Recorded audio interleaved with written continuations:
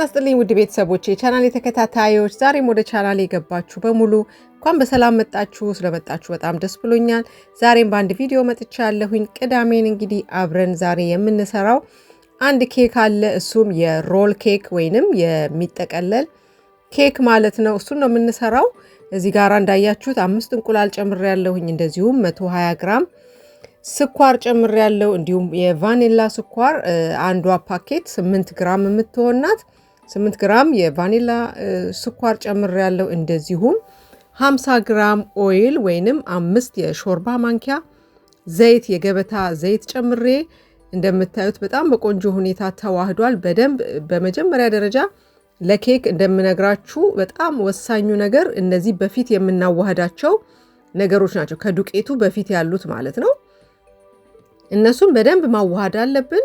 እዚህ ጋራ ዱቄቱንና ቤኪንግ ፓውደሩን የጨመርኩትኝ አንድ የሻይ ማንኪያ ቤኪንግ ፓውደር 140 ግራም ነጭ ዱቄት ማለት ነው። እሱን እንደዚህ እንነፋዋለን በወንፊት ማለት ነው። ስንነፋው የሚጠቅመን ነገር ምንድን ነው?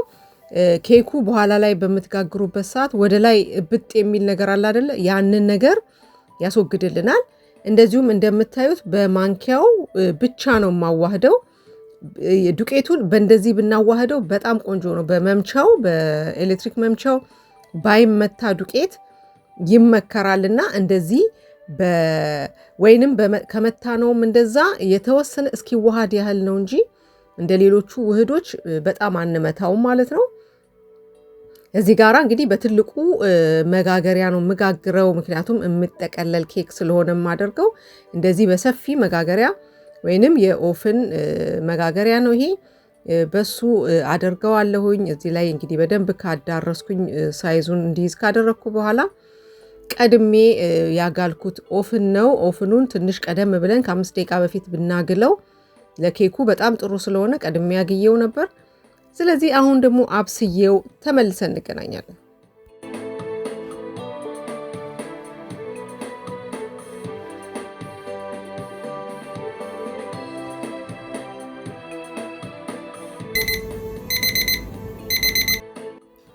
እንደምታዩት አሁን በስሏል። እሳቱን ካጠፋዊ በኋላ ለ5 ደቂቃ ያህል ውስጡ ተወዋለሁኝ። እስከዛም እንግዲህ እዚህ ጋራ ያዘጋጀሁት መጠጥ አለ። እሱን እንግዲህ እየጠጣሁኝ እስኪወጣልኝ ድረስ ጠብቃለሁ። የዚህን መጠጥ በሚቀጥለው ቪዲዮ ይዤላችሁ ቀርባለሁኝ። እንዴት የሚጠቅም እንዴት ጤና እንደሰጠኝ የሚገርም አይነት መጠጥ ነው። ከምን እንደሚሰራ በሚቀጥለው ቪዲዮ ይዤላችሁ ቀርባለሁ። አሁን እንደምታዩት ኬኩ ቼክ አደርገዋለሁ መብሰሉን ማለት ነው።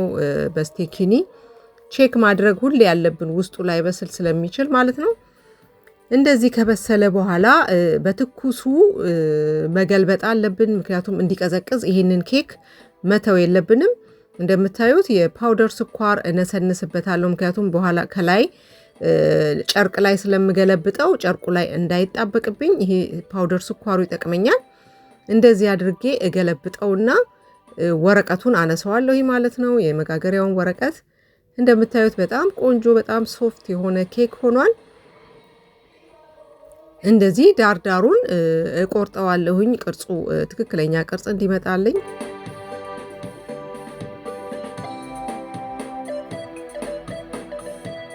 አሁን እንደምታዩት በትኩሱ ነው፣ ምንም ሳይበርድ ነው።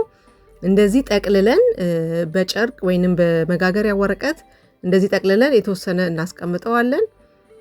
ምክንያቱም ቅርጹን እንዲይዝልን ማለት ነው። ከደረቀ በኋላ ብንጠቀልለው አይሆንም። ከደረቀ በኋላ ስንጥቅ ነው የሚልብን። ስለዚህ እንደዚህ ትኩሱን እንዳለ ከነ ሙቀቱ እንደዚህ ጠቀልለዋለሁኝ። እንዲሁም በደንብ እንዲይዝልኝ ደግሞ በላስቲክ አድርገዋለሁ። እንደዚህ አድርጌ አስቀምጠዋለሁ ማለት ነው። ፍሪጅን ብታስቀምጡ ትችላላችሁ፣ ችግር የለም። አሁን እስከዛ ድረስ ክሬሙን እሰራለሁኝ። ይሄ ሽላግዛነ ወይንም የፈሳሹ የሚመታው የዊፕድ ክሬም ነው። እሱን እንደዚህ በደንብ አዋህደዋለሁኝ። እንደዚሁም ክሬሙ ደግሞ ጠንከር ያለ እንዲሆንልኝ የሚደረግ አለ። እሱን አደርግበታለሁ። ዛንሽታይፍ የሚባል አለ። እሱን ክሬሙ ፌስት እንዲሆን ያደርግልኛል። እንዳያችሁት ክሬሙን ካዘጋጀው በኋላ የተወሰነ 30 ደቂቃ ያህል እንደዚህ ጠቅልዬ አስቀምጨዋለሁ። አሁን መፍታት እችላለሁኝ። እንደምታዩት ቅርጽን እንደያዘ ነው የሚሆነው። ምንም ችግር የለውም። አሁን ግን ውስጡ ስትሮበሪ ላደርግበት ስላሰብኩኝ የተወሰነ ስትሮበሪ እቆራርጣለሁኝ ማለት ነው። ከላይም በኋላ ላይ ለዲኮርም እጠቀማለሁኝ። እንደዚሁም ከክሬሙ ጋራ ውስጥ አደርግበታለሁ። እሱን ቆራርጬ ደግሞ ከታትፌ እመጣለሁ።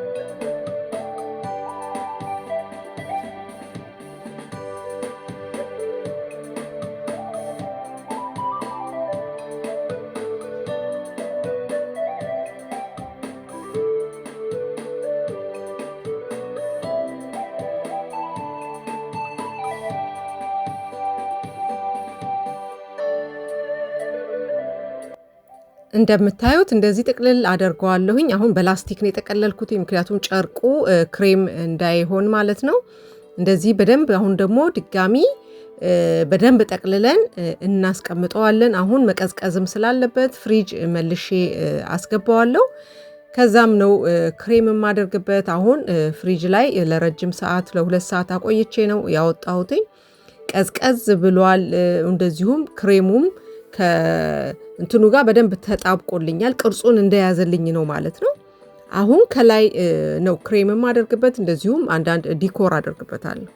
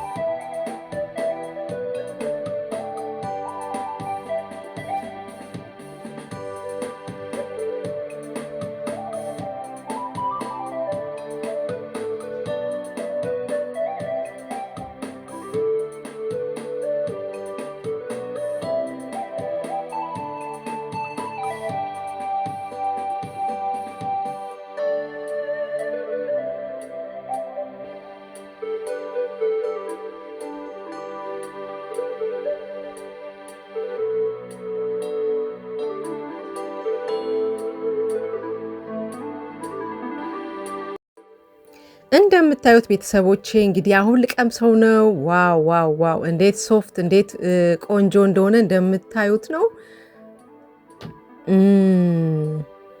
ዋው! በጣም በጣም ነው የሚጣፍጠው ከምነግራችሁ በላይ በጣም ሶፍት ሆኗል። በጣም ቆንጆ ነው። በጣም ፍሬሽ ነው። እንዳያችሁት ስትሮበሪው አለ።